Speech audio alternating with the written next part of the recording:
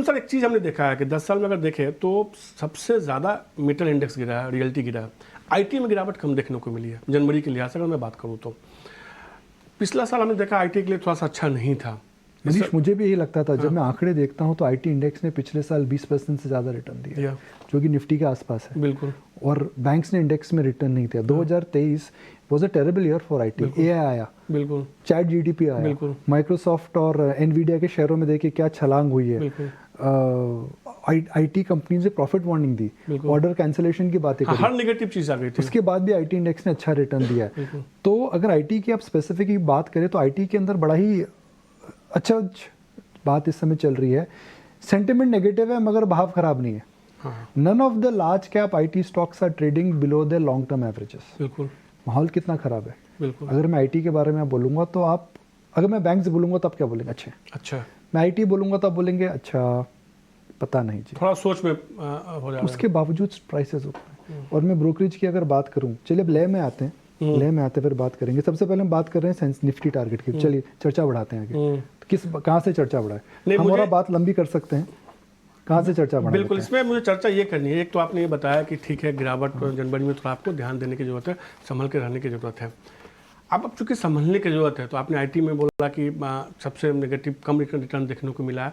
अगर मौके खोजने हो तो किस सेक्टर में यहाँ से मौके खोज सकते हो फिर? मेरा ये मानना है, जो आज मैं क्वार्टरली अपडेट्स देख रहा था, एचडीएफसी बैंक की दुनिया में, बजाज फाइनेंस की देख रहा था, इंडसइंड बैंक की देख रहा था, फेडरल बैंक की देख रहा था, बैंक्स में क्रेडिट ग्रोथ हो रही है। बिल्कुल। अगर आप देख रहे हैं जो प्राइवेट बैंक्स हैं इस समय लॉन्ग टर्म एवरेजेस से नीचे हैं, तो वो ऑब्वियसली सस्ते हो गए। जो बैंक्स होता है, देखिए मनीष, क्या हुआ था 2018 से 2020 में या 2017 से 2020 में सब बैंक्स को मार पड़ी थी। बिल्कुल। तो जो बैंक्स को मार नहीं पड़ी थी, एचडीएफसी बैंक और कोटक, उनके अलावा सब बैंक्स को मार पड़ी थी। भले आईसीआईसीआई बैंक को चंदा कोचर का इशू हुआ, यस बैंक के अंदर राणा कपूर का इशू हुआ, इंडसइंड बैंक के अंदर एलएनएफएस का इशू हुआ, कोई भी बैंक ऐसा नहीं था, भले प्राइवेट में या फिर पीएसयू में, जिसको मारना पड़ी। उसकी वजह से जो अच्छे बैंक हैं वो डिस्प्रोपोर्शनेट हो गए। जैसे एचडीएफसी बैंक और Kotak, 4 time price to book, 5 time price to book. अब वैसा नहीं है, साइकिल अच्छी है। तो जो प्रीमियम आप इनका दे रहे थे वो खत्म हो गया। बिल्कुल। तो आप पूछ रहे अंडर परफॉर्म क्यों कर रहे हैं? जी, आउट परफॉर्म कर रहे थे वो समझिए, तो अंडर परफॉर्मेंस का कारण अपने आप आपको समझ में आ जाएगा। ये मजर वजर की वजह से नहीं है, क्योंकि अब देखिए मार्केट में हमेशा रिलेटिव और एब्सोल्यूट होता है। तो आप पहले रिलेटिव बेनिफिट कर रहे थे, अब एब्सोल्यूट दुनिया अच्छी है, तो बैंक्स मुझे लगता है अच्छे हैं। स्पेशली प्राइवेट बैंक्स की जो लेवरेज है वो इस समय कम है।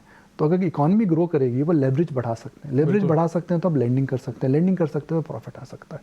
तो प्राइवेट बैंक में मुझे लगता है इस साल इंडसइंड बैंक में नज़र रखिए, मुझे लगता है एक्सिस बैंक में इस साल नज़र रखिए। सर एक सेकंड के लिए मैं रुकूंगा।